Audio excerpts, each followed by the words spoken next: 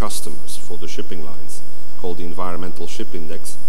It's been running since 2011. There's currently 7,000 ships in the database, because it's an online database where shipping lines key in the data of their fleet, in their environmental performance, notably on emissions. And then you get a score. And based on that score, it is up to the ports that participate in the scheme to say we're going to give reduction in harbor dues or whatever kind of incentive you want to give. That program has been working well now for about 7 years. As I said, 7,000 vessels in the database, and we got about 50, 55 ports in the world that are participating in the scheme. But, you know, 7 years is a long time. Meanwhile, there has been an evolution. IMO has set up now a target for the shipping industry for the reduction of greenhouse gas emissions by 2050. We've got the new sulfur cap coming in worldwide in 2020. These are developments that we have to take into account in the index. So what we're currently doing is to upgrade it and update it, and also make it more user-friendly for both the incentive provider and for the shipping line. So that's part of the work that we have actually in very short term, in the next months, to develop it.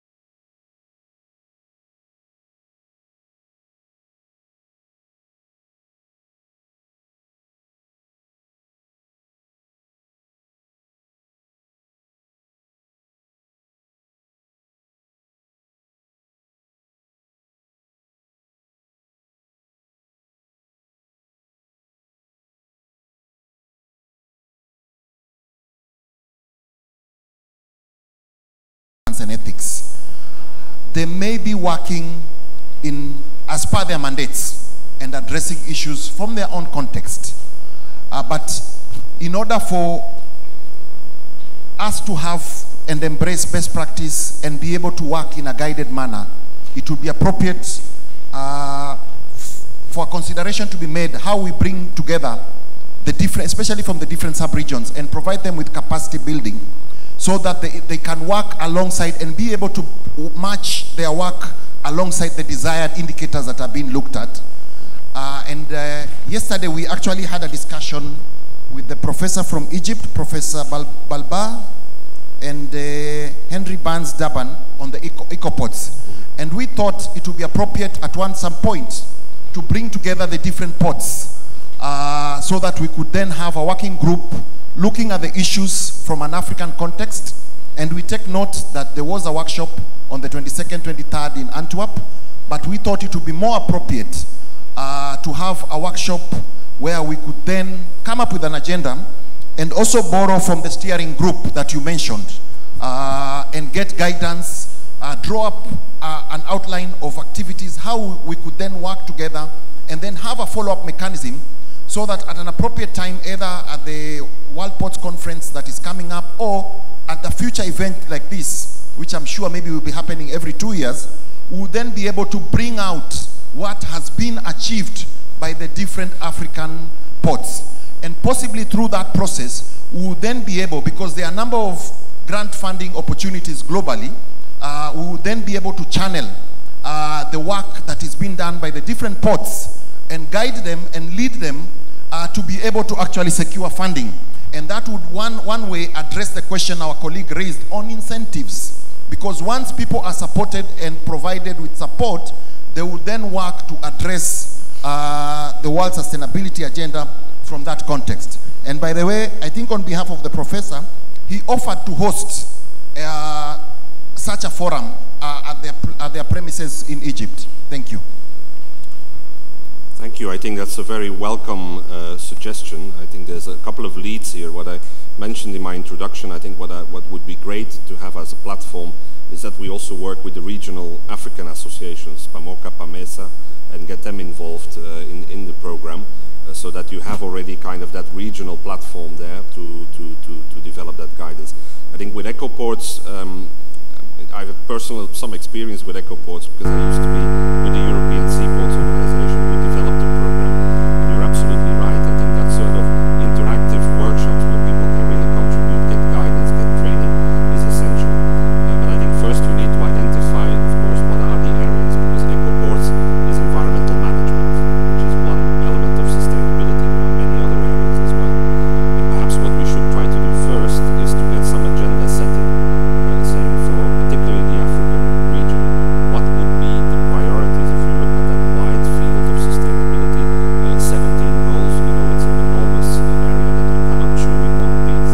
But perhaps we can start by identifying, you know, the lead issues, the priorities, already based on what we heard at this conference. I think it shouldn't be too difficult to set a certain agenda and then move forward and say, okay, how are we going to work? Which partners do we bring in? And that could be ecoports, of course, for the environmental pillar. But I also think we could work with institutions, UNCTAD, World Bank, IMO, to get a sort of an agenda there and then start implementing it. That is the beauty of the World Port Sustainability Program, in the sense that it's an open platform and it can be adapted to the needs of regions, sub-regions. It doesn't have to, it's not like an all-embracing standard setting for the whole world that we try to do, because that's rather complicated. But we can work on a regional basis, and that's why I said it yesterday, why we were so happy with the initiative to have, you know, this conference as a start of that process. But I think all the suggestions you made are really tying in with the spirit of this program. Thank you very much. The hands in the middle. UNCTAD. Yes. Good morning, everyone. Can you hear me okay? Okay. I just wanted to say that, yes, we have been working with IAPH closely on sustainability issues. Actually, in 2009, we had our first meeting on climate change impacts and adaptation, and IAPH was very helpful in taking this forward, this agenda in their work activities and so on. Just as a piece of information, I wanted to highlight the work that we are doing at UNCTAD on sustainable freight transport and sustainable shipping.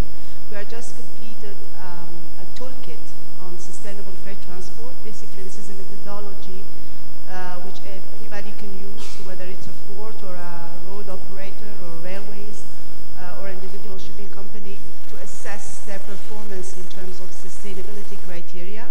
And it doesn't stop at that, so you have a diagnosis, but you also have solutions proposed to match your profile, what kind of measures that you can take in order to ensure higher sustainability. And in this case, it's not just environmental, but it's really the three dimensions: the economic, the social, and the environmental. So for us, it's really the synergies between the three pillars. It's not one or the other, but it's the three together. That's where you reap most of the benefits. So I just would like to draw your attention to our website, unctad.org, where you will find a toolkit on sustainable freight transport. There is a training program. There is a methodology which is interactive, web-based, but you can also have it on PDF if that's easier. And we have another website which focuses on climate resilience and adaptation in seaports. So you'll have a methodology to assess vulnerability, risks, and exposure, but also how you are going to prioritize your adaptation options, depending on the context. So just as, you know, a tool means that you can use to further your sustainability agenda, I invite you to use it. It's there for you. And you'll have an email there where we would appreciate your feedback as users, areas where we could improve and make it more user-friendly. Thank you. Thank you. Thank you very much. Did you have your hands up? Yes, in the back there. Okay. Good morning, everybody. I'm Alassane Ismaila from Nigerian Post Authority. I'm actually interested in this community outreach and port city dialogue issue. I want to know if there are best international practical examples that we can use to refer in order to have a guide in our different environment for harmonious relationship between the ports and the community that we are situated. Well, the port community outreach and port-city dialogue is identified as one topic. There is a partner organization which is called the International Association of Cities and Ports, based in Le Havre in France, who has actually already developed quite a lot of work in this area. Originally, they focused a lot on the typical waterfront development issues, port activity moving out from the city and being given back for urban purposes. But I think together we've been developing more this issue that your community, the people that live near your port, are your potential ambassadors, but they could also be your potential enemies, so to speak, that will stop any development or will, and that is a kind of a different, requires a totally different management. It requires a different communication than what we are used to in the ports industry. What we are good at in the port industry is, the commercial side, facts and figures, the engineering side, but frankly speaking, citizens don't care about that. That's not the kind of thing they want to hear, want to see. They want to know, what is this port or this shipping community or maritime transport doing for us? What does it bring, in terms of the wealth that it is creating, and how can we actually engage better with the port community? There are some good examples around the world, and I think that's why this association, particular association, is worth having a look at what they have on their website. And as I said, they partner in our program. But we're going to work with them also to see at new things, innovation. Maritime tourism is a particular area that has benefits but also concerns in a number of areas. So there is a work program going out there. But I would recommend on that particular topic that you look also at the work of our colleagues of the International Association of Cities and Ports. Yes. Thank you, Patrick, for the response. Do we have any hands up?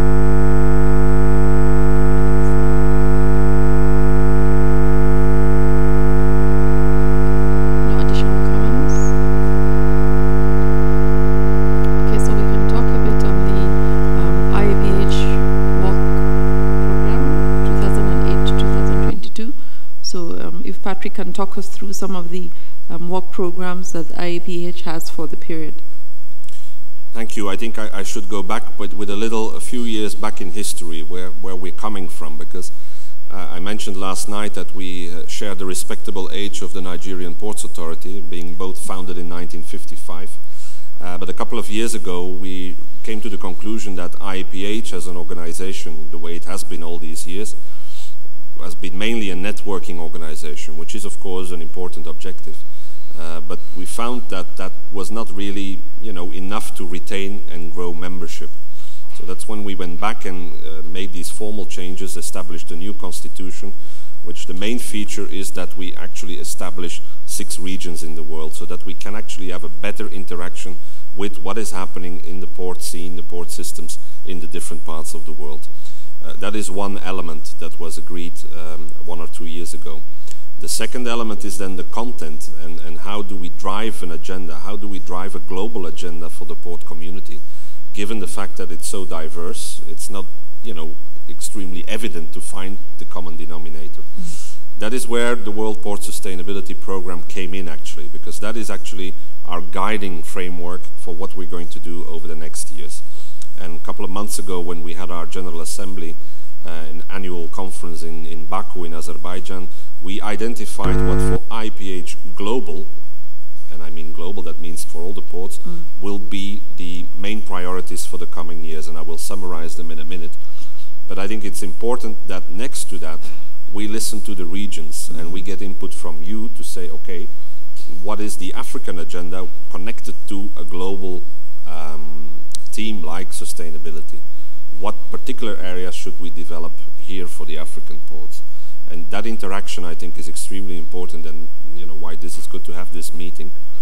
What the global priorities are at the moment, I can divide them in 3-4 categories. The first one is that we want to develop further the actual role of ports in achieving the Sustainable Development Goals. We did a first step in creating the outline of the program, but now it's a matter of going more in detail and saying, if you look at the governance, and particularly the governance of a port authority, it comes to good corporate governance, regardless whether you're privately owned or publicly owned, it doesn't matter. In terms of good corporate governance, what is actually the agenda? What should be the guiding principles? How do we implement that in practice? And we're working on that at the moment in developing some sort of a, well, toolkit is perhaps the wrong word, but at least something, a toolbox that can help each and individual port authority to say, how do I integrate these 17 SDGs in our daily operations, in our daily work, in our daily management, with our customers, with our staff, with our stakeholders? How do we go about that? That is a #1 priority that we are working on this year, really on short term, because that will guide, the overall kind of direction that the program is taking. Secondly, we're working on the tools that we already have as a result of the World Port Climate Initiative. Why? Because this year and the coming years will be really important from an overall regulatory perspective. And I mentioned the IMO before. What I didn't mention is that IAPH has an NGO status with IMO, also with a number of other UN bodies. But the work in IMO this year is extremely important when it comes to greenhouse gas emissions of shipping. Already in October, we will see a number of important meetings taking place in London, where the IMO will decide on short-term, mid-term, and long-term measures that are required to make shipping carbon neutral or carbon-free in the future, by the end of the century. But there is a clear target to reduce at least with 50% by 2050. That's an enormous task. That means that alternative fuels, low carbon fuels, will have to come on the market, will have to be developed. And ports come in there because ships need to bunker. Where do they bunker? They bunker in ports. So the work on alternative fuels, provision, infrastructure, bunkering, we already started on that a couple of years ago with LNG, but we want to continue that work to other fuels. The incentive scheme that I mentioned already, which we're upgrading and updating, and we're also kind of going to revitalize the work we've done on provision of onshore power supply. The goals of IMO for shipping, of course, have to be solved by the shipping industry in the first place, and also by the energy producers, the ones that will be producing the alternative fuels. But of course, ports can facilitate and can help in the process. And that is really the second area in our work program with immediate effect, because this strategy is being developed as we speak, where we will work on at global level. Third, we want to work with a number of our partners on specific issues that are really topical now. One that I can mention is cybersecurity, problem increasingly also visible in our sector. Shipping industry has already done some work on that through BIMCO. They developed a series of guidelines for cybersecurity on board vessels. But we want to see how can we work specifically for the port industry. And we're teaming up with our colleagues of the International Cargo Handling Association, so the terminal operators and stevedores, to work together on that field. Another one where we seek partnership is the optimization of port calls of vessels. This has to do, of course, with greater efficiency. There is a link, again, with the IMO agenda on trade facilitation, FAL Convention. But there is also an agenda, a sustainability or an environmental agenda, because the less time ship has to spend in port, the less emissions, the better it is also for the community. And now we are working with our colleagues of the International Harbour Masters Organization, who have developed an international task force to get to some sort of standards on port call optimization. That's a #2 area. I mentioned city-port dialogue already, where we're working with the Association of Cities and Ports. We're also working with a network called the Maritime Anti-Corruption Network, which has been set up by a number of leading shipping companies, such as Maersk and others, who want to kind of start a principle or a network of reporting corruption incidents all over the world. And often that happens in ports by different stakeholders involved, and we want to clearly be involved in that dialogue with them as well. I'm probably forgetting a few things, but I think that the layer that you can see, it's a 3-layer. It's of course first these SDGs, Sustainable Development Goals. How do we translate them into practice when it comes to port governance, port management? The climate package, linked to the IMO agenda, and then the 3-4 specific areas where we are working with our partner organizations. That is the global agenda, if you like, that we've set for the coming years. But again, as I said already a couple of times, it is important to complement that also with regional agendas and see what, for the different 6 regions we have in IAPH, what are particular issues or particular agendas that we can drive forward. And therefore, your input there is extremely important in that process, through your Vice President, of course. Yeah, thank you very much, Patrick, for the overview on the work program of IAPH. So I'll just take us to the critical issues that are priority for us. Just as he mentioned, there's a need for regions to define what are the areas they believe are priority for them, what are the focus areas that IAPH should look at for that region. In that regard, I would like to call on delegates to provide us areas and suggestions as to what should be the continent's own agenda around for IAPH to look at. So this is an avenue where we'll deliberate on that. So I would call on suggestions. So at the end of this conference and the end of this meeting, we'll have some clear positions from the continent which says this are the areas of concern for us. These are the areas we'd like for IAPH to consider as the critical agenda issues for the continent. So I would like to throw that open to delegates. Let's have suggestions and ideas of what should populate our continent's agenda setting. So we can start from the left-hand side, as we usually do. Microphone, go ahead. Ben? Thank you, Hadiza. One of the other things I think is quite unique to the continent of Africa, and that's normally in the headlines, is the issue of piracy. Piracy. And I mean, we have a particularly unique challenge in Africa. And I think it's important that that single major issue for Africa is placed at the top of the list, because it does impact quite severely. Thank you. Thank you very much. Piracy is huge. Security is a big challenge where we're unable to maximize our tourism, our human movement in terms of tapping into that because of the challenge we have in security in the region. Also in Nigeria, vessels calling into some of our waterways have to carry war insurance. So that is something that is of priority to the continent. So yes, we've noted that down, and I think it's a very, very valid point. So we go to the middle. Go ahead, sir. Good morning, all. IAPH is a networking organization. Please introduce yourself. Oh, my name is Hadra Abubakar Bunza from Nigerian Port Authority. IAPH, as rightly mentioned, is a networking organization, and we are in a digital world. I want to know the role IAPH can play towards establishing port community system in our ports, especially those ports that are yet to develop and establish those systems.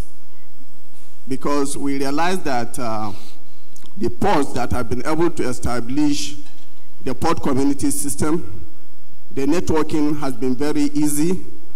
There is improved cargo dwell time and even attraction of a lot of foreign investment in those ports. So that's my take.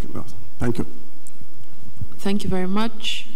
Still in the middle area, do we have any? Yes. Thank you. And then we'll come to you. In terms of priority... He's speaking. When he's done, then... Yes. In terms of priority and agenda setting for the African region, based on what I've listened into, especially from the West African sub-region, and taking my context from the East African sub-region, one of the key issues that needs to be addressed is on the issue of, in terms of the relationship between the port and the city, in terms of how do you manage and how do you address the issue of congestion created by the ports, and how do you provide or capacitate the city to be able to facilitate that traffic flow in and out of the respective ports. I think that's something that has flown through the different ports presentations that I've listened to in the last couple of days, and I think it's something that needs to be treated as a priority agenda. And I'm coming from a context where we've been able to more or less address that, and I would want to encourage this sub-region especially to consider that aspect. The other important and very critical agenda item is on the resilient infrastructure. We are going through changing weather patterns, and at times we are not prepared in terms of our facilities to be able to respond to adverse weather conditions when they do occur. In some cases we get flooding, in some cases which becomes very disruptive in terms to normal day-to-day port operations. That is something that I would want to flag out as a priority area. And last but not least is on safety and security. I've not done any comprehensive study on the implementation of the ISPS codes amongst different ports within Africa. But from what I heard yesterday and the day before, it looks like we have ports where we find unauthorized people within the respective ports within the African sub-region. We need to find and capacitate, and I think the World Bank is putting together a West Africa Trade Facilitation Program, which would be a good place to knock on for that kind of support. So in terms of safety and security, and especially safety on ensuring that the port area remains sterile to only the authorized personnel to participate in whatever economic activities they need to participate to. I would want to stop there for now. Thank you very much. Thank you. Yes. Thank you very much. Good morning. I am from IAMO. And, you know, I would like to highlight, as I said in the opening, to encourage you the participation of ports in IAMO discussions.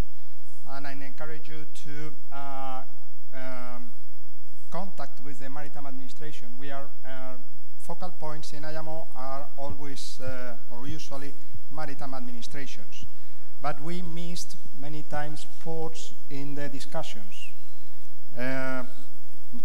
Patrick has mentioned the issue of a partnership with other organizations on cybersecurity, optimization on port calls, and on anti-corruption. IAMO specifically work in line with the international, in the BIMCO guidelines, some guidelines on cybersecurity. And we are now going to work on optimization of calls and specifically on improving the convention on facilitation. And this is something that is of interest to the ports because it will put the basis of the clearance and the process in the ports. And it's important that you integrate in the delegations or you send your inputs to for the discussions in order that really the tool that we finally change and it will be approved, it is useful for the procedures in the port. Regarding the anti-corruption, it's something new that is coming from the industry, especially from the shipping, and it's going to be discussed next year, possible in the FAL committee and in the legal committee. It's something of great importance, and possibly it will be developed some guidelines for regarding the anti-corruption. IAMO also is doing an active work on security, and we have a fund to help member states to improve the security in ports, and also regarding piracy. And we have also experience on single window and port community, and really what I encourage the ports is really to contact their maritime administration to come to IAMO.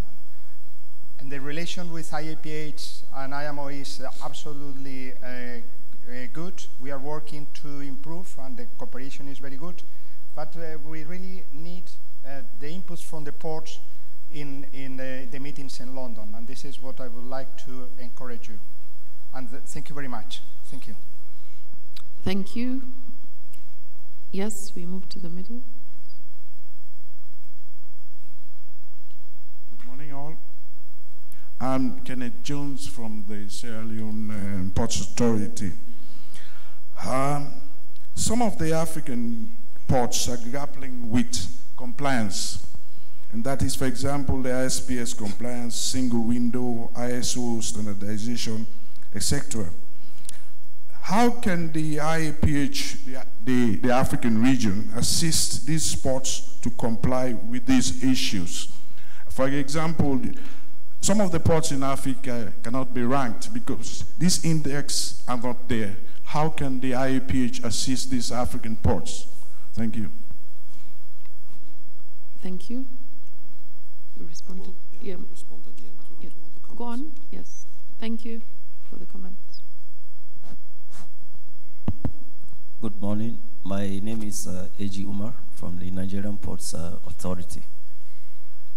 My own suggestion in the area that the IAPH can take a good look in its work program is an extension of the theme of this program.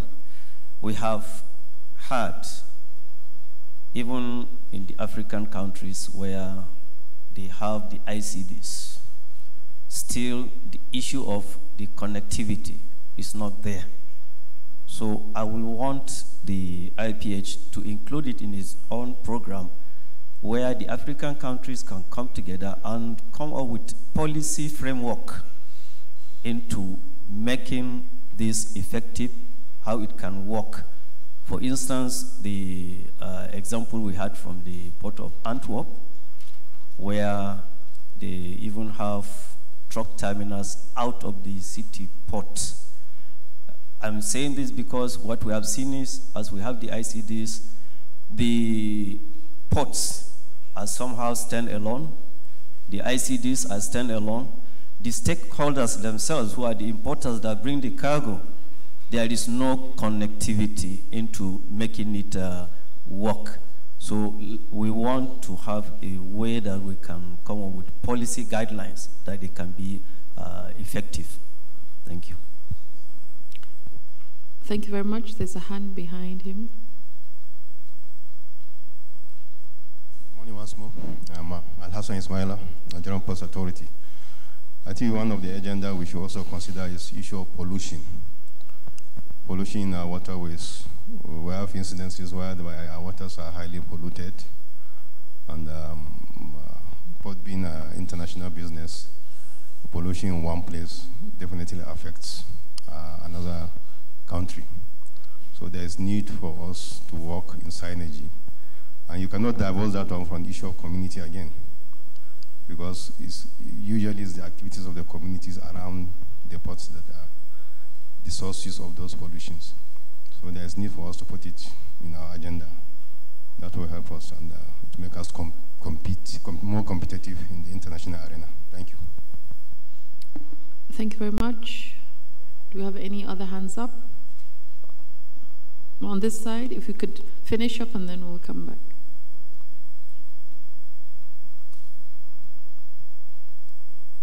Good morning. I'm Eniola Williams, Nigerian Ports Authority.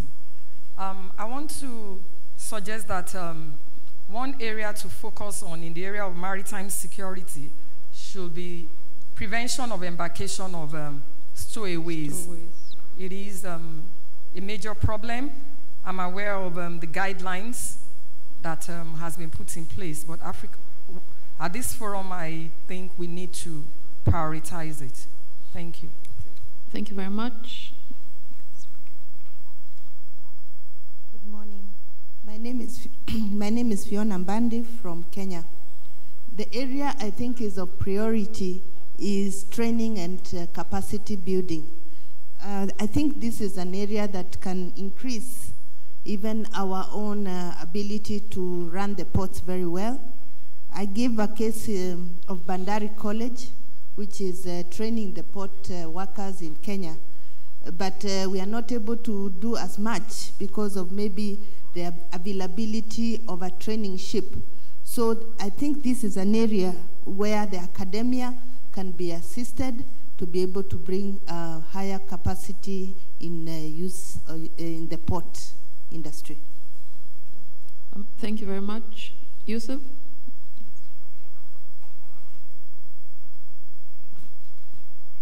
Merci.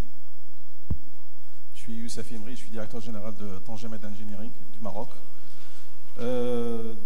Monsieur le directeur général, tout d'abord, je vous remercie pour les présentations et je voudrais vous confirmer que nous nous inscrivons complètement sur votre programme de durabilité sur lequel nous, on a déjà commencé et ça nous ferait plaisir de partager aussi notre expérience en tant que port africain pour partager notre expérience, mais également d'aller de l'avant, de regarder les best practices qui se pratiquent, qui nous permettent d'aller beaucoup plus en avant. Bon, on est un port jeune, c'est un peu, je dirais, assez simple de mettre en place des choses, mais on a testé sur des ports qui sont centenaires, aussi au Royaume, et c'est des choses qu'on peut appliquer malgré la vétusté des infrastructures. Le sujet, bon, on a entendu beaucoup de choses sur les sujets. Bon, bien sûr, tous les sujets sont cruciaux. Tous les sujets sont cruciaux du simple fait que des problématiques que vivent les ports actuellement, principalement les ports africains. Donc, c'est des problèmes sur lesquels il faut prendre une certaine initiative, il faut qu'il y ait une certaine volonté politique, administrative, et tout le monde doit s'attacher à mettre en exergue ce programme-là. Le point que je voudrais rajouter à la liste, je dirais, des priorités, c'est celui de l'asset management, de tout ce qui est gestion du patrimoine, parce que dans toutes les lois des autorités portuaires, donc le directeur général, il est responsable de ses actifs. Donc, en tant que responsable, donc il doit avoir une situation en temps réel de ses infrastructures, leur état, etc.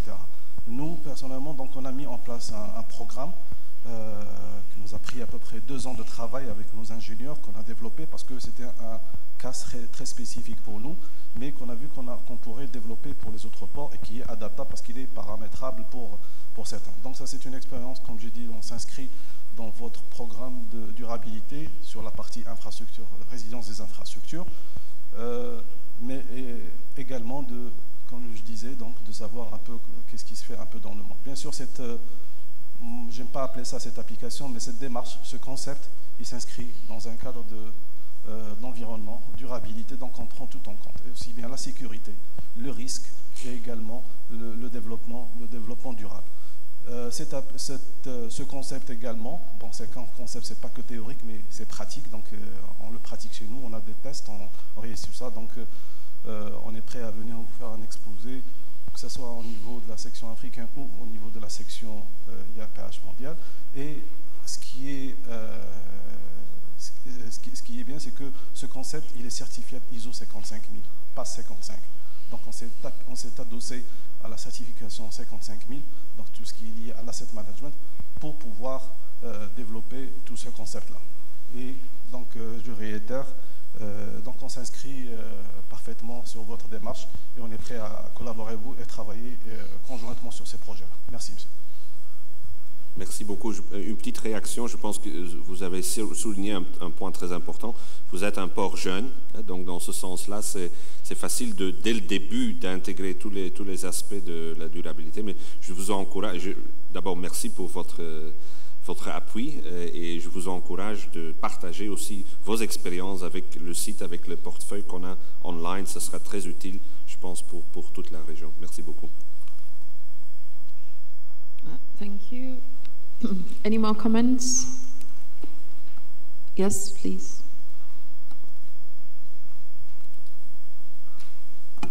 Yeah. My comment actually is centered on the issue of single window.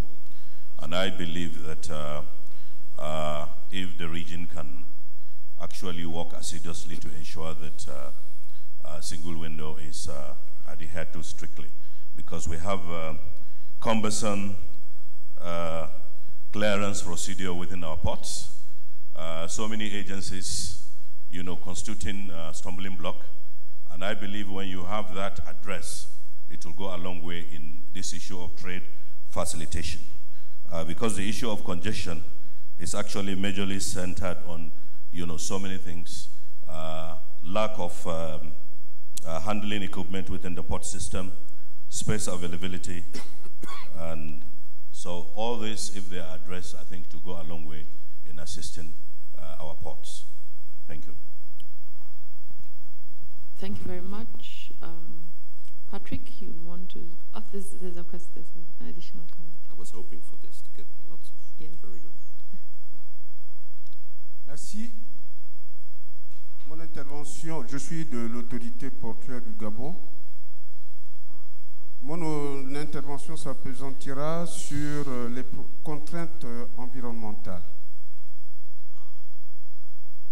Autant nous sommes assujettis au code ISPS, aux dispositions du code ISPS,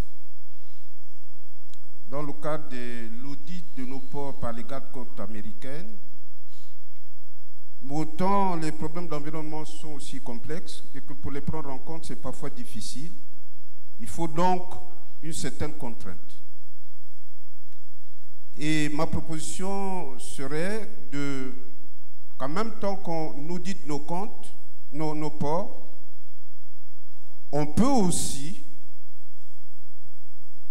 subir des injonctions quant à prendre en compte les contraintes environnementales pour que nos ports ne soient pas déclassés. C'est important pour les ports africains si on veut les arrimer aux autres ports modernes, les ports européens, les ports asiatiques et les ports américains. Voilà la proposition que je voudrais faire pour le continent africain. Merci. Merci. Thank you very much. Do we have any other comment? Yes, Cameroon, please.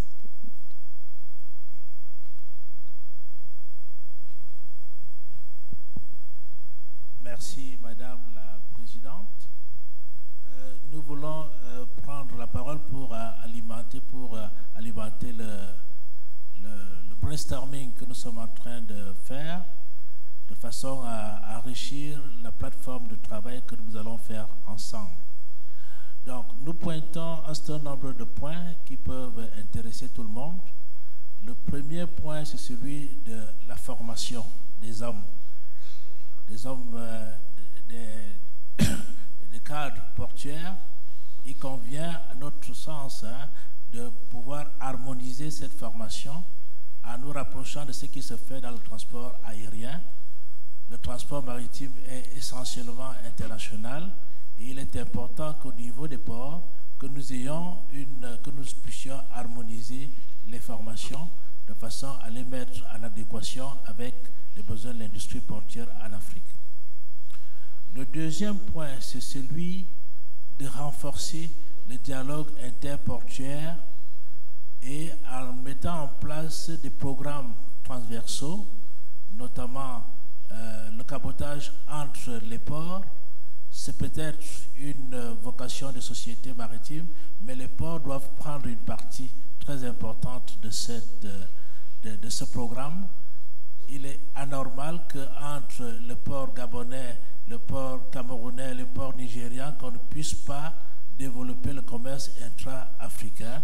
Et il est important, il nous semble important de mettre au sein de notre programme cette disposition de mettre en place des programmes transversaux qui peuvent amener les ports à dialoguer plus souvent. Après la formation dont j'ai parlé, l'implication accrue des nouvelles technologies de l'information dans les ports est essentielle dans le cadre de ces programmes de formation que nous voulons pouvoir proposer à l'attention de tous les ports africains pour pouvoir harmoniser et avec un renforcement de l'informatique portuaire.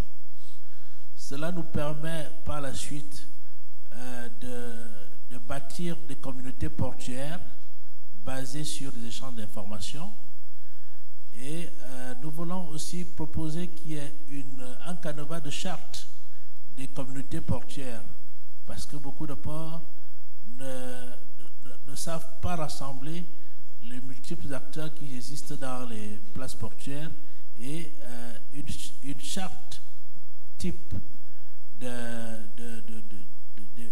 communautés portuaires s'impose à nous pour pouvoir harmoniser notre travail.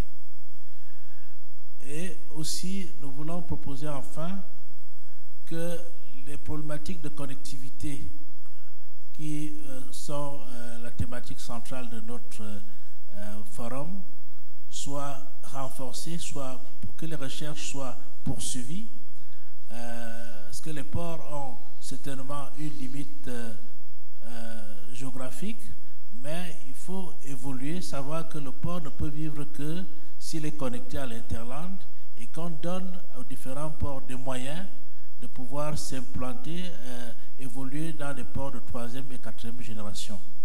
Voilà les quelques points sur lesquels nous voulions apporter notre contribution. Merci. Merci. Thank you so much, Cameroon. There's a hand up. Please give the gentleman. Merci beaucoup, Madame la Vice-Présidente. Je suis M. Molicho de la République démocratique du Congo, directeur du port de Kinshasa. En suivant les différents exposés, nous avons constaté que chaque port a ses problèmes spécifiques. Mais nous avons constaté que, de façon générale, tous les ports africains ont des problèmes des infrastructures, des équipements, des procédures administratives et de la connectivité avec soit l'interland intérieur ou sous-régional. Est-ce que la plateforme, c'est une suggestion que je voudrais faire, la plateforme, le comité ad hoc que l'IHP peut mettre sur pied ne peut pas valider certains projets communs pour attirer les bailleurs de fonds à régler ce genre de problèmes. Comme une boucle ferroviaire dans la sous-région, il faudra que si on n'arrive pas à financer les problèmes d'infrastructure, les problèmes des équipements, on n'arrivera pas, on va faire des conférences, on va revenir sur les mêmes choses. Il faudra qu'il y ait des mesures à très court terme, de moyen terme, à long terme, par rapport aux infrastructures, aux équipements, et par rapport aussi aux différents types de trafic que chaque port pourra recevoir. Donc voilà un peu ma petite suggestion. Il faudra que les institutions financières puissent accompagner les comités ad hoc dans la validation des projets communautaires pour que nous puissions avancer. Merci. Thank you very much for that contribution. Do we have any more? Yes, there's a hand. Oh, there's a hand. We'll come back to you. No, go on. Speak, and then we'll come to you. Thank you very much. My name is Captain Yanachibubo, Nigeria. I just want to point out here that in looking at trade facilitation, we must realize that the port wears two caps. One is a border post, and the other is a point of maritime logistics. And in doing that, it's good to encourage that ports, in trying to build up their trade facilitation mechanism, have a close collaboration, which the MD of IAPH mentioned, with customs. If we do anything on the maritime logistics side and customs is not facilitating trade, then we'll have partial result. That is the first intervention. The second intervention is going by when we concessioned our ports, we noticed one thing. There is very little database awareness and development. So in trying to build up capacity, I urge member states to look at database awareness and development. A good database will help us measure whatever we are doing and what progress we are making or not. Thank you very much. Thank you. He would speak and we'll come back to Egypt. Quick. Go on, sir. We can't hear you.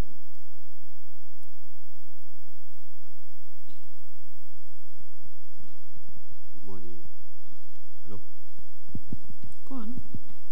Okay, good morning. Good morning, Chairman. My name is Ahmed Umar. My points of suggestion is on extortion and communities bordering our ports, especially in Nigeria and other African countries.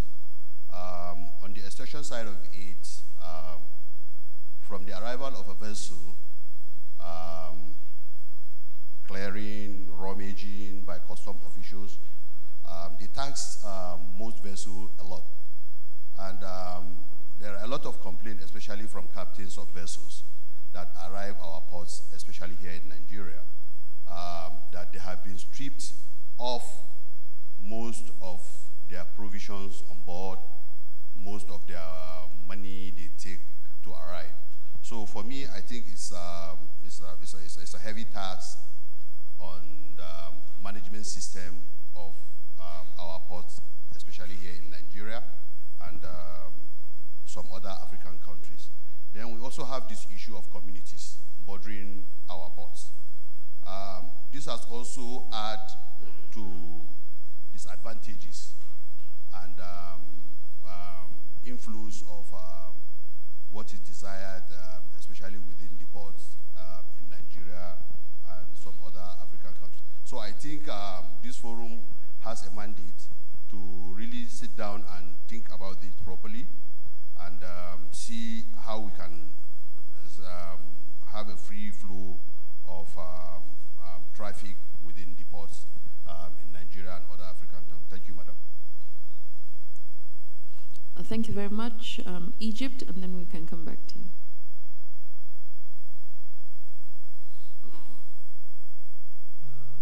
Captain Yasser from Damietta Port Authority. I think it's that we have to build a committee for building the chart of networks for roads and railways across the continent of Africa. I know that there is a lack of funds in every country, and we are facing these difficulties. But we have to start planning the chart of network of our continent, so that we can split it into phases of implementation in the future, as it's a must, I think, to establish such committee. Thank you very much. Additional comment from Cameroon, please.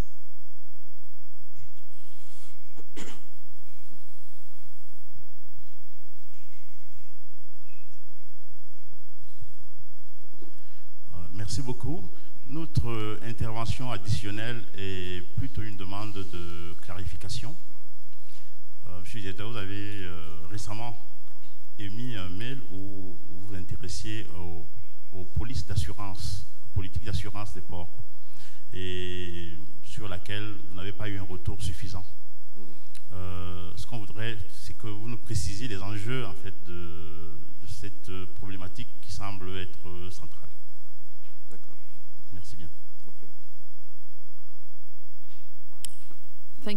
Thank you very much. Additional inputs? We have inputs from the gentleman.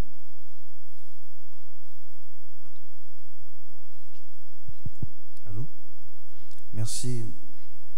Alors, je suis avec beaucoup d'intérêt tout ce qui a été présenté en ce qui concerne le programme de durabilité des ports maritimes. Et je voudrais quand même ajouter un point important. Je pense qu'il faut trouver le moyen d'intéresser également les ports secs. Alors, c'est vrai que la problématique de la durabilité se pose quand même différemment au niveau des ports intérieurs, mais il faut dire que quand on parle de connectivité avec l'interland, je pense que les ports intérieurs ont beaucoup d'avenir. Et en même temps, on sait que quand il est question de la durabilité, c'est maintenant qu'il faut agir, dit-on, et ça doit concerner tous les secteurs. Aussi, voilà, aussi ignorer que ce soit ces secteurs-là. Et donc, je voudrais proposer, bien entendu, que dans nos politiques, on puisse adapter, ou je dirais plutôt étendre le programme de durabilité, bien entendu, aux ports intérieurs également. Merci. Thank you very much for that input. Do we have any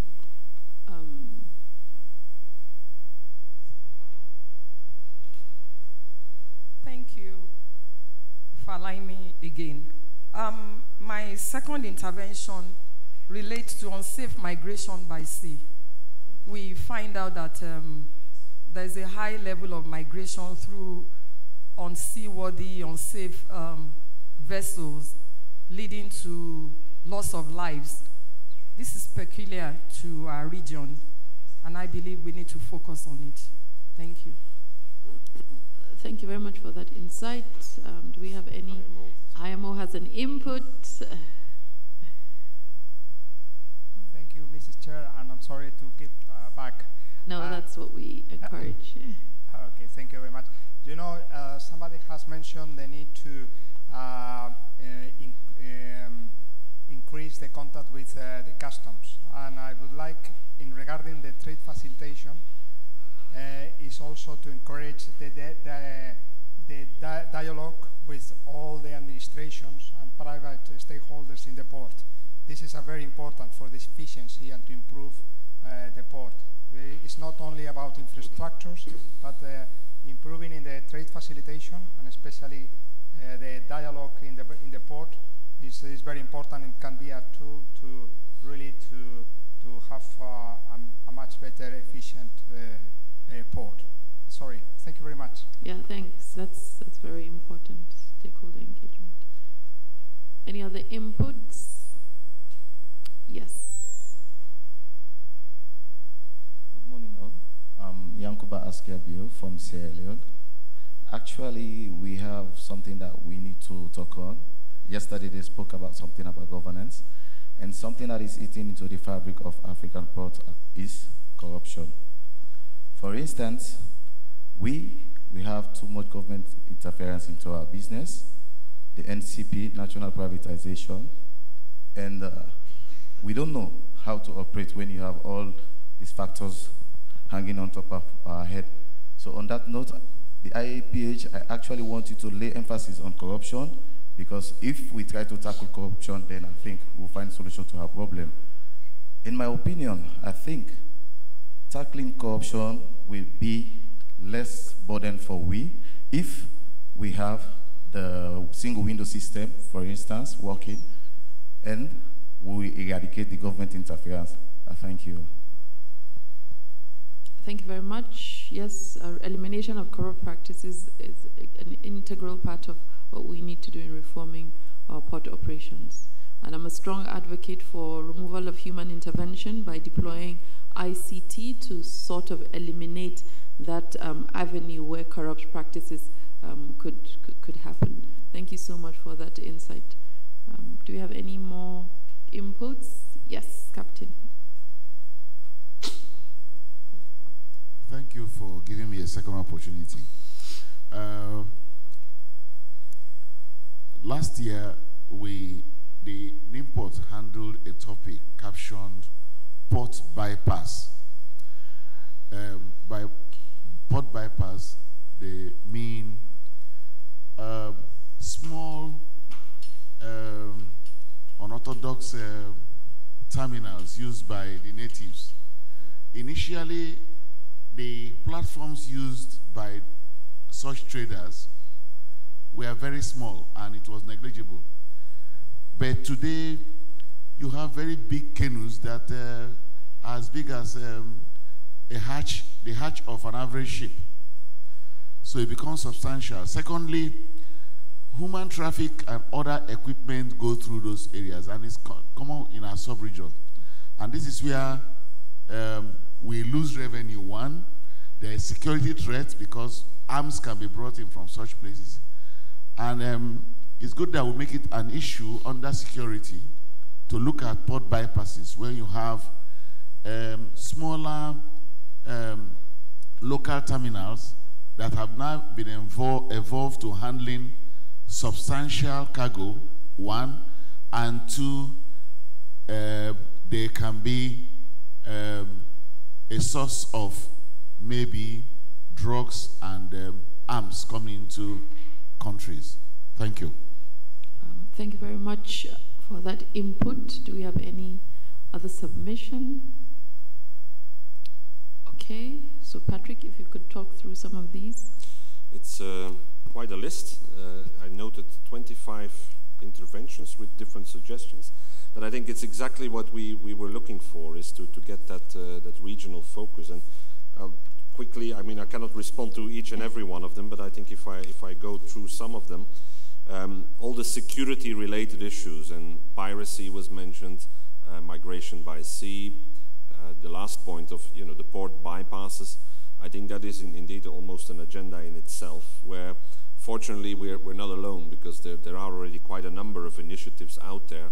I think Julian referred also to the work of the IMO, particularly on issues like piracy, the guidelines that have been developed, also work on migration of sea. I think these are areas, including corruption, where I think the way forward is to have that, the platforms that exist, both with the shipping industry, with the customers, with the cargo, and with the regulators, the global regulators, that we have to drive that forward, but make it also more specific, because issues like piracy, for instance, they find their origin on land, and how do we go about that, because that is the long-term kind of solution to piracy.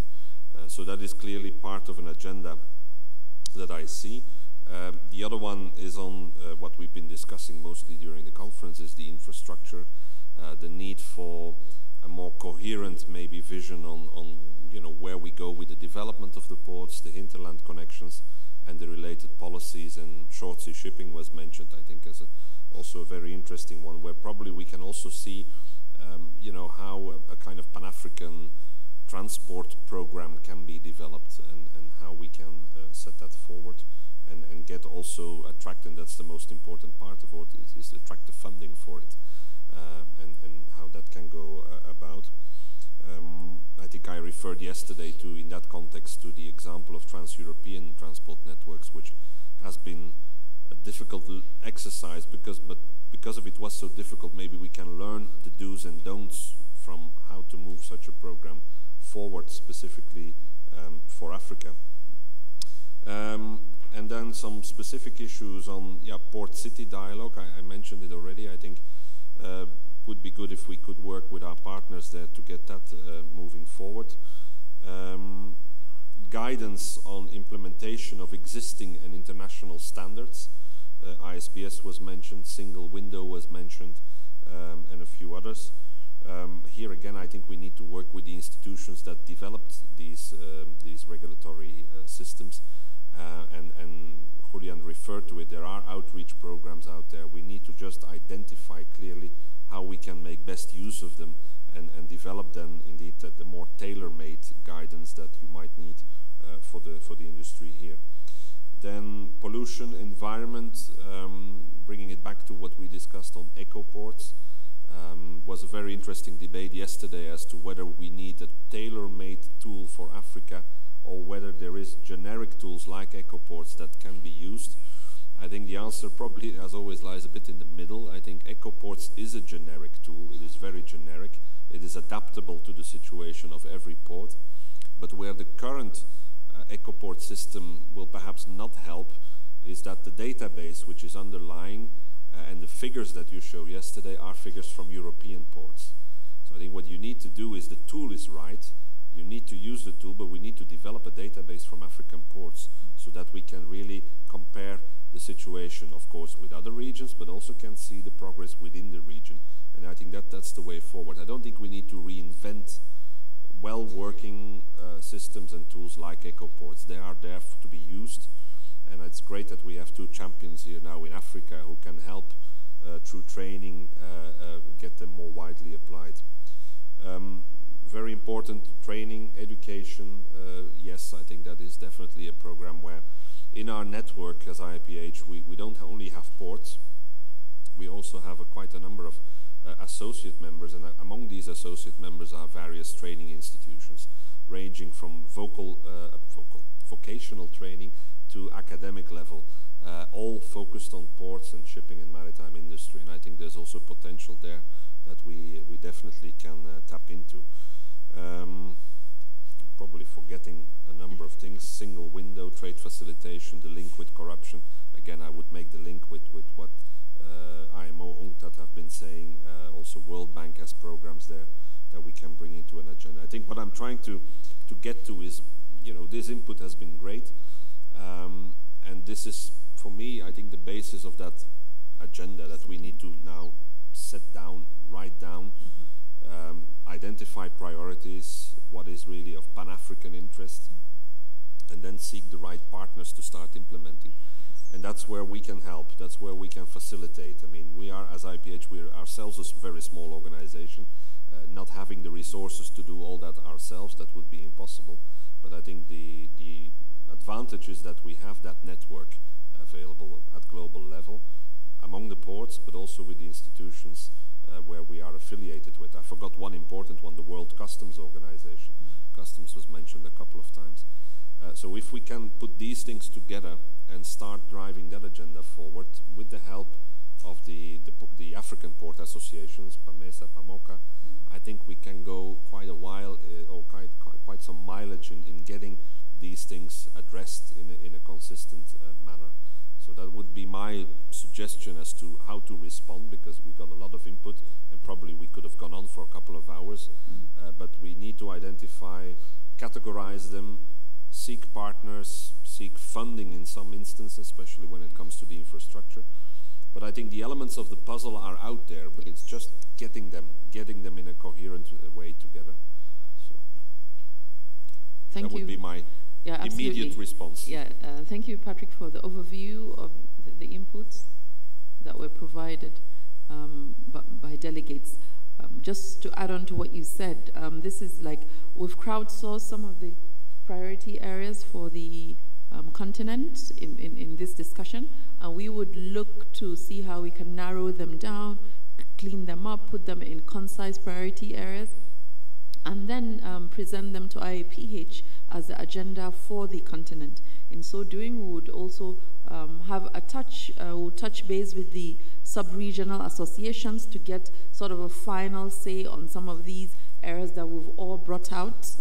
Upon concluding that, we'll make that submission where the IAPH would consider and adopt it as the agenda for the continent. In that regard, we'll now have avenues with which these agenda could be provided in deliberations, and avenues and access, workshop, whatever vehicle is available for these critical African issues, for these issues to be deliberated upon, for access to resolve some of these issues. These, I think, would be the way forward with this discussion that we've had. It's very important for owners and custodians to define what it is they feel is their priority. And having done that today, we'll have the whole long list, and we would look at it, as I said, and prioritize it, clean it up, reduce it, make it very concise, and we would make that clear submission. So we are the owners of our agenda. It wasn't provided to us. We sat and deliberated upon it and came out with what we feel are the issues in the continent, and would lean on respective international organizations through the IAPH to see how we could find solutions to some of our issues. We could work to improve our port efficiency and also strengthen our collaboration within the continent. I would now take us on to the next issue, which would be new members to the IAPH. We've had not all delegates here, international delegates, are members of the IAPH. We encourage the member countries within the continent to register to IAPH. We encourage all delegates to look onto the IAPH website to see what is required for registration and for you to be a member. Upon being a member, we within the African region will take up that interaction within this region and will provide you with the necessary details and necessary information of what it means and what are the attendant benefits and any other future interactions within the continent that will be available through the IAPH. So on this note, Patrick, do you have any parting remarks? No, just to thank you for those conclusions. I think IPH and by extension the World Port Sustainability Program has that advantage that it has attracted quite a lot of attention, and a Pan-African ports agenda, if I can call it like that, could be a project under the program. Yes. And that would be the right kind of vehicle where IPH can help you in getting the right partners, getting funding opportunities pointed out, and get this agenda driving and moving forward. So yeah. I think that's really the way to do it. Yes, thank you so much. We would conclude on our Pan-African agenda, and we'll make a submission on it. Just as I mentioned, one of the challenges we have is also about the learning curve, intellectual content, and some of these issues that other countries have already done. So I'm keen to take on an example of what someone has done, so I don't have to go through those steps. So these are the benefits of being part of an association like this, and with the World Sustainability Program as a vehicle, we'll be able to have access to this global database that has information that would benefit all of us. So thank you very much, everyone, for coming, and we appreciate your going back and ensuring you're registered as members of IAPH and being part of the larger family so that we can expand on our Pan-African agenda. Thank you so much, and I wish us fruitful deliberation as we start off the closing ceremony for the conference. Thank you so much. Thank you.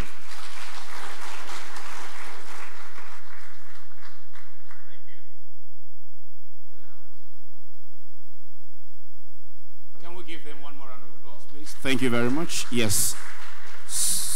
As we said earlier, we're done with the regional meeting, and we'll take a short break. It will be a coffee and tea break. When we return from the coffee and tea break, we will then proceed to the closing ceremony. Remember that there's a tour. The tour guides are waiting outside. After that closing ceremony, you will embark on the tour of the city of Abuja. Now, after the tour of the city of Abuja, you'll be brought back here for a networking reception and dinner, and we'll then premiere the movie Lara and the Beat. Lara and the Beat is a musical journey, is a story that is intended to inspire, is a story about what people would go through to achieve their dream in spite of wealth and affluence. Perhaps it's going to be here. We hope you enjoy it when that time comes. So shortly, when you return from the tea break, we will commence with, by my time. Oh, by the way, we're still looking for the owner of an iPhone. There is a lost but found iPhone. If it's your iPhone, talk to me. If you want to give it to me or anybody in my team as a gift, give us the password. Come to me and say, it's my own. Take the password. We've been announcing what yesterday also, or day before yesterday, and no one has come forward to say it is their phone. So please, if someone is missing their iPhone, have them talk to any of the ushers or myself, and we'll get the phone to them once they are able to identify it is theirs. Okay, so but my time is 9:44. I hope that we will return at about 10 minutes after 10 to continue some bit of networking that will lead us into the closing ceremony. Okay, so we can continue with our networking sessions. We can continue for now with our networking sessions, and